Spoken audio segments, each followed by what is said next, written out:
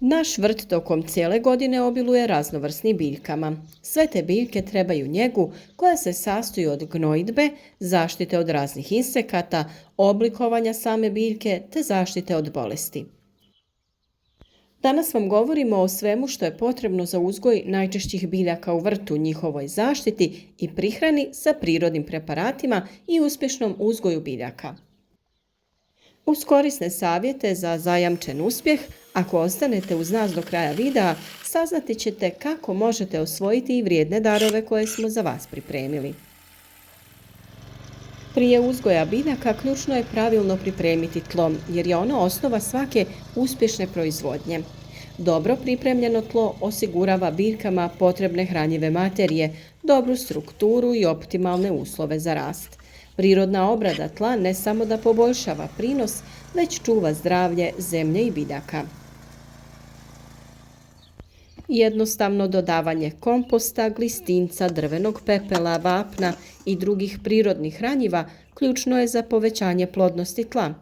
Kompost i glistinac su bogati organskim materijama koje osiguravaju dugotrajan izvor hranjivih tvari, dok pepeo pruža esencijalne minerale poput kalija. Vapno se koristi za regulaciju kiselosti tla, što je posebno važno za povrće koje voli neutralne uslove. Priprema tla nije samo prvi korak u vrtlarstvu, već i temelj za zdravu, produktivnu i ekološku proizvodnju. Sa ovako pripremljenim tlom, vaše biljke će biti otpornije i bolje napredovati. Podijeliti ćemo sa vama neke osnovne informacije o uzgoju određenog povrća koje se najčešće nađe u vrtovima mnogih. Presadnice možete kupiti ili ih uz našu pomoć pripremiti sami. Dovoljno je da uz malo truda osigurate uslove koji su potrebni i iz sjemena uzgojite sve što vam treba. U kontroliranim uslovima uzgojite presadnice koje su zdrave i nisu tretirane hemijskim preparatima. Paprika traži posebne uslove za uzgoj. Uzgoj paprike zahtjeva dobro drenirano tlo bogato organskom materijom. Presadnice se sade nakon što prođe opasnost od mraza, uz osiguranje sunčanog položaja. Paprika voli stalnu vlažnost tla, ali ne podnosi prekomjernu vodu, pa je malčiranje slamom idealno rješenje da bi se sačuvala vlažnost u tlu. Prirodna prihrana paprike uključuje kompost ili fermentirani stajnjak, dok se za zaštitu mogu koristiti čaj od koprive ili otopina bijelog luka protiv lisnih ušiju. Pored paprike u našem vrtu uvijek uzgajamo naravno i krastavac. Krastavci brzo rastu i najbolje uspijevaju na toplim sunčanim dijelovima vrta. Sade se uz potpornu mrežu kako bi se poboljšala cirkulacija zraka i olakšala berba. Prihranjuju se tekućim gnojivima na bazi komposta, a odlično je tekuće hranjivo koje radimo sami od koprive. Za zdravije biljke potrebno je prorjeđivati izdanke koji rastu na stabljici, a nakon razvoja biljke uklanjamo i prve listove u donjem dijelu biljke. Za sprječavanje pojave bolesti na krastavcima koristite otopinu sode, bikarbone i vode, a za zaštitu od štetnika može se pripremiti čaj od nevena i koprive. Tu je naravno i ulje nima te jod, koji je efikasan kod plamenjače koja stvara najveće probleme kod uzgoja krastavaca. Koristimo isti sistem uzgoja i za salatne krastavce koji najčešće budu krupni, ali i za kornišone koje najčešće kiselimo za zimnicu. Pored paprike i krastavaca, neizostavno povrće koje krasi svaki vrt je paradajz. Paradajz voli sunce i bogato rastresito tlo. Sadi se duboko, ostavljajući dovoljno prostora između biljaka za bolju ventilaciju. Mi paradajz sadimo duboko na način da većinu stabljike prekrijemo zemljom. Na ovaj način biljka se jako dobro ukorijeni i ima intenzivan rast stabljike sa velikim brojem kvalitetnih plodova. Organski kompost, čaj od koprive i drveni pepeo izvrsni su izvori hranjivih materija za paradajz. Ova hranjiva najčešće dodajemo pri sadnji biljaka, a neizostavan je i kalcij koji se nalazi u ljuskama jaja. Prirodna zaštita uključuje mješavinu sapunice i nim ulja protiv grinja, te sadnju bosiljka u blizini koji odbija insekte sa paradajza. I kod ove biljke česta je pojava zaperaka koje je potrebno uklanjati kada su još mali, a sve u cilju bolje cirkulacije zraka između listova biljke. Na ovaj način bogata berba je zagarantirana, a kvalitet plodova je odličan. Uz svo ovo pomenuto plodovito povrće, tu je i neizostavna biljka u svakom vrtu, a to je luk. Crveni i bijeli luk sade se u plitke brazde sa vrhom okrenutim prema gore.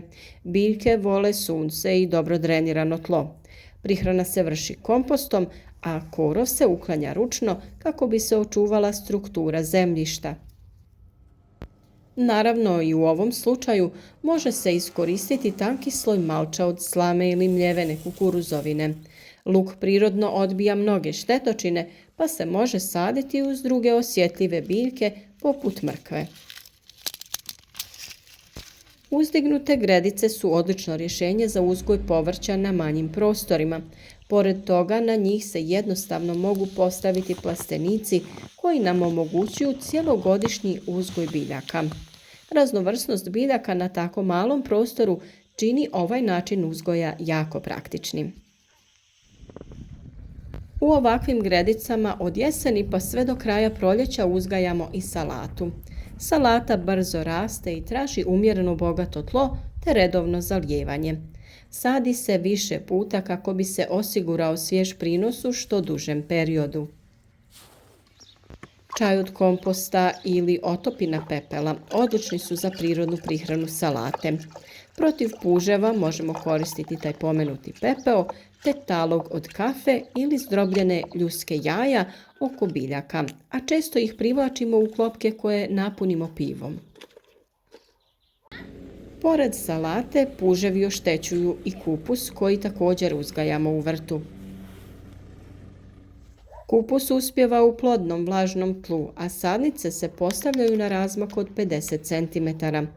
Ovaj razmak je dosta velik, ali budući da je tlo plodno, listovi kupusa vrlo brzo popunjavaju prostor između biljaka. Prirodna prihrana uključuje mješavinu komposta i drvenog pepela, a odlična je i folijarna prihrana preko lista, hranjivom od koprive naravno, koja je bogata dušikom. Protiv gusjenica i drugih štetnika koristite čaj od nevena ili otopinu čilija i bijelog luka. Kupus je bitna biljka u našem vrtu jer je odličan za salate, a još bolji je kiseli kupus koji je odličan za imunitet u zimskom periodu. Uz svo ovo povrće tu je i krompir koji se može uzgajati u vrtu tako što se sije u redove, ali ako nemate prostora za uzgoj, odlično uspijeva i u vrećama. Obogaćivanje tla hranjivom je ključno za uzgoj, a mi za to najčešće koristimo stajnjak ili kompost uz dodavanje pepela. Uz navodnjavanje biljaka u sušnom periodu zagarantiran je obilan urod krompira. Uzgoj u vrećama odličan je za uzgoj korijenastog povrća poput mrkve, peršina, celera, jer na taj način u tako rahloj pripremljenoj zemlji dobivamo odlično lijepo oblikovano krupno korijenje, zbog čega i uzgajamo ove biljke. Naravno, uz sve ove biljke u našem vrtu uzgajamo i tikvice koje već u proljeće daju prve plodove koji su odlični za konzumaciju. Uz tikvice često uzgajamo i boraniju, patliđan, a tu su i lubenice i dinje, te mnogo drugo povrće. Tolika raznovrsnost povrća može se postići u vrlo malim vrtovima. Prihrana tla o kojoj smo govorili na početku videa ključ je uspjeha, jer su jake i uhranjene biljke otpornije na oboljenja i najezdu štetnika. Najbolje od svega je što većinu ovih dodataka možete sami pripremiti kod kuće, kompostiranjem kuhinskog otpada, lišća i ostalih biljnih ostataka.